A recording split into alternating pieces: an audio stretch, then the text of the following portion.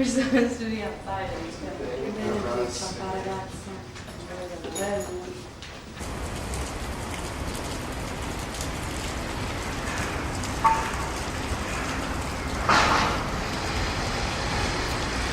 I say in English. No, in italiano. Il telefono. Del telefono. Io. Il, articolo, il, sin, de. Vero? And I can't give you money until No, I say no, this. sì, in italiano. In italiano. Io. Io devo pagare il telefono. Bravo! Mamma mia! Bravo! Chi mi manca che deve parlare? Non hai telefonato? No. No, con te. Hai telefonato tu? No. No. Nella camera niente? No. No. Ok.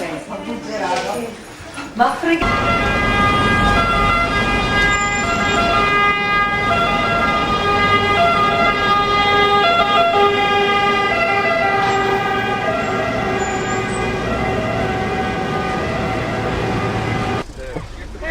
No way we're paying that. No. It's totally unjust.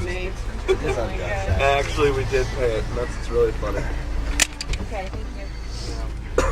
You guys are wonderful. Oh, because they respect Guess you so what? much. We're leaving 2 minutes early. Whoa! Props to us. You were my hero. Did anyone sleep last night? I didn't sleep. I slept. I was too jittery.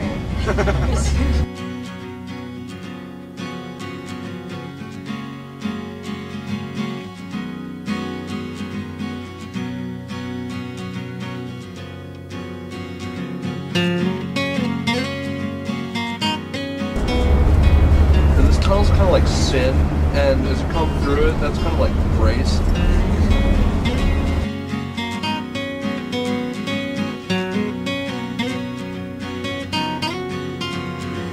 There are many places that I would like to go. There are many things that I will never know. To see the sands of deserts, to swim in Clube, praying in St. Peter's. I could hear him say, all of it is passing. This life that we live, everything is fading. Time is caving in. Look at what's in front of me. It's not even. Tell me, have you ever been to Assisi before? I've never been to Assisi. I went to Assisi 5 years ago, and we biked there. We were biking from Florence to Rome on a pilgrimage, and Assisi was one of the towns we stopped at. And they fed us well. I am really excited about going to Assisi because St. Francis is one of my favorite saints. I'm in charge of Italian night at Christendom, and he always gets us through. We had 50 pounds of flour last Italian night. We were supposed to have 250. And we came up with the rest in about 30 minutes after praying to St. Francis.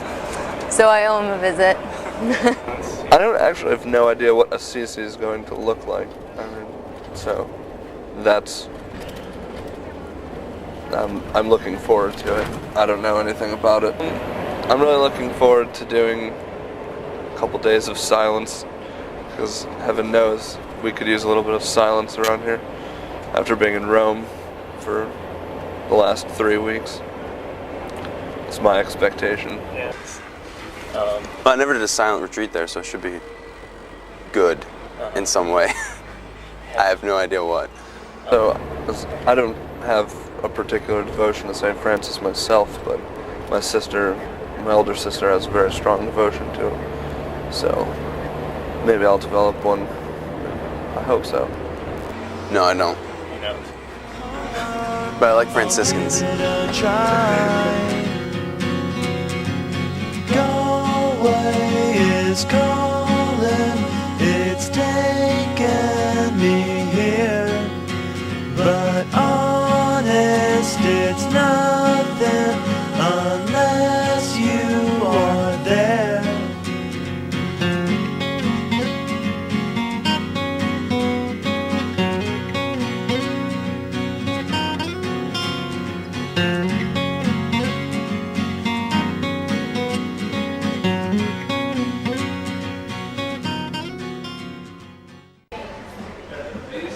if you want to take the Smith,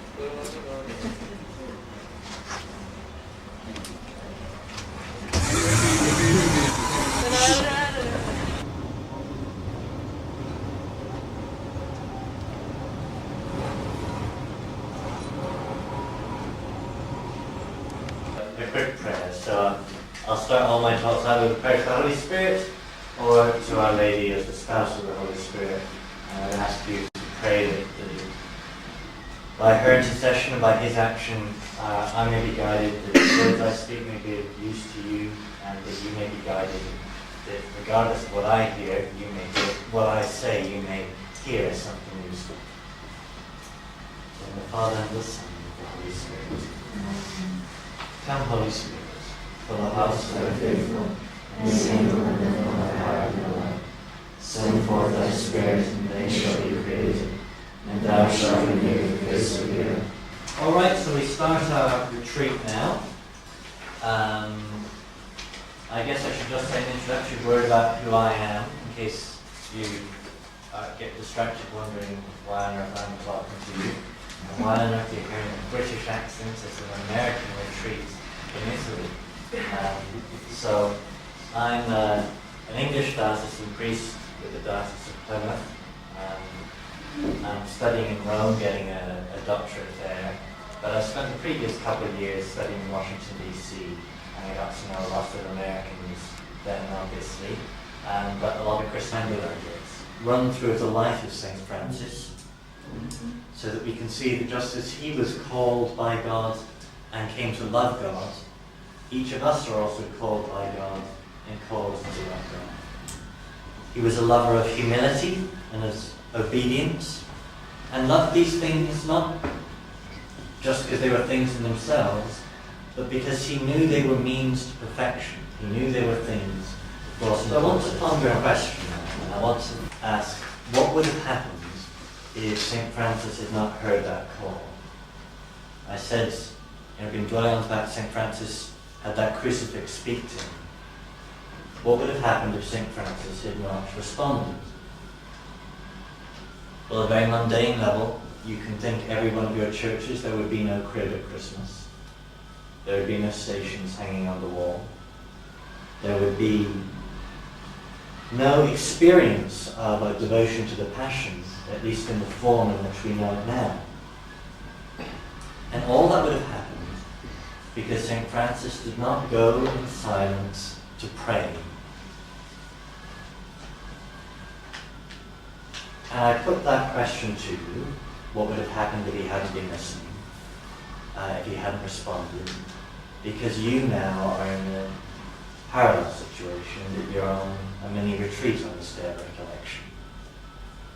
And you each can ask yourself, what will happen in your life if you do not listen to God this coming day, and if you do not respond to the graces he is going to give you this day?